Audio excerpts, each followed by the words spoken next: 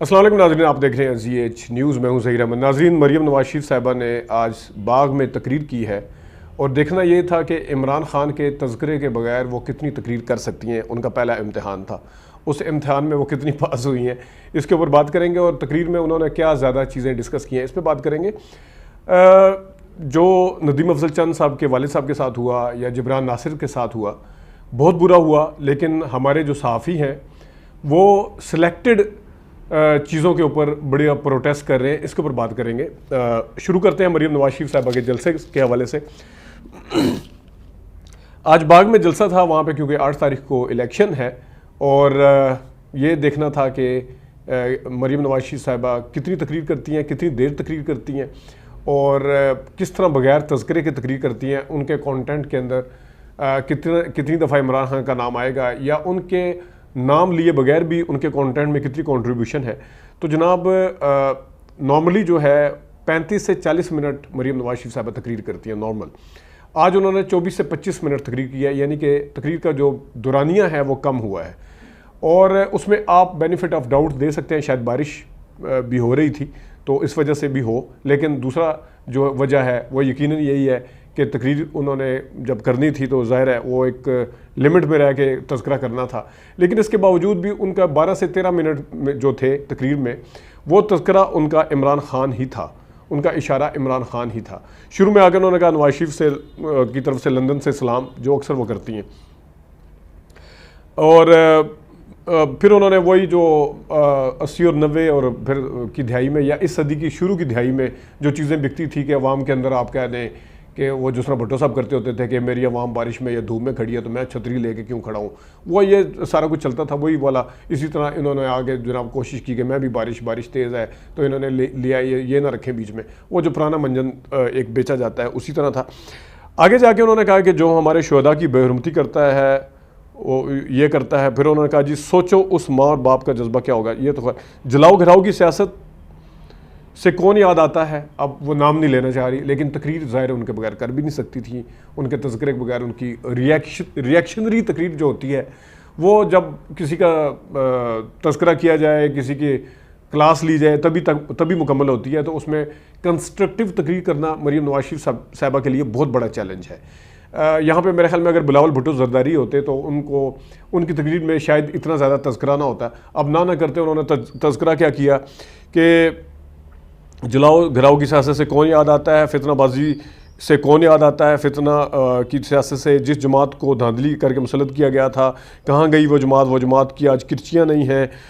वहीं और वहाँ का वज़ीर-ए-आज़म जो उनका साबिक़ कहता है कि वही इमरान खान के ख़िलाफ़ हो गया। फिर वहाँ जाके उन्हें मजबूर हो गई, यानी कि अपने तय उन्होंने कोशिश ज़रूर की कि ये रोज़ा ना टूटे, लेकिन तज़किरा तो हो ही रहा था। इशारतन कनायतन जो भी है, इशारा कनाइयों में तज़किरा ज़रूर हो रहा था, लेकिन उनका फिर रोज़ा वो वहाँ पे टूटा जहाँ इमरान खान का नाम लेने पे मजबूर हो गई।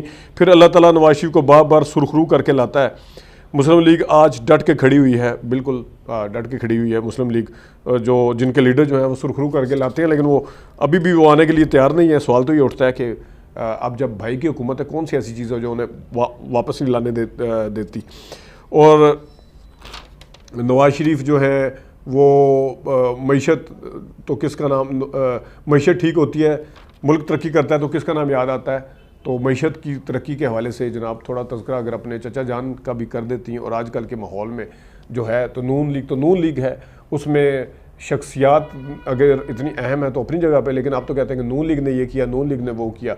तो नून लीग जो है वो ना तो शायद खाकान अब्बासी का वो दौर है जब नवाज शरीफ को उतारा गया था 1 साल का, और ना ही अब चचा जान का ये दौर है। तो नून लीग की हुकूमत है। तो ये तो सूरत हाल है कि आपने वोट जो है वो मुश्ताक मिनास को डालना है एंड पे, उन्होंने कहा, ताकि नवाज शरीफ मज़ीद तरक्की कर सके। ये था जनाब साहब मरियम नवाज शरीफ साहिबा के जलसे का अहवाल। दुरानिया आपने देख लिया और तज़किरे के बगैर तकरीर करने का जो चैलेंज था वो उसके ऊपर पूरा नहीं उतर सकी, ये आपने देख लिया। अब आते हैं जनाब नदीम अफजल चंद।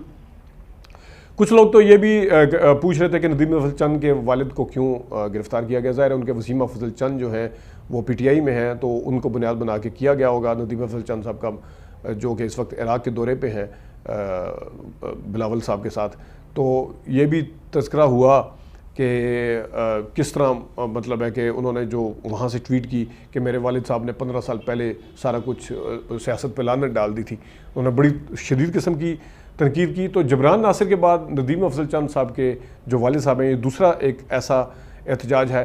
नदीम अफजल चंद साहब बहुत ज़बरदस्त आदमी हैं, ये फैमिली बहुत अच्छी है, और उनके वालिद साहब को तो किसी के भी वालिद साहब को खाओ कोई भी हो उसमें सेलेक्टेड नहीं है, उसको नहीं करना चाहिए। बाद में उनको छोड़ भी दिया गया, रिएक्शन बहुत ज़्यादा आया।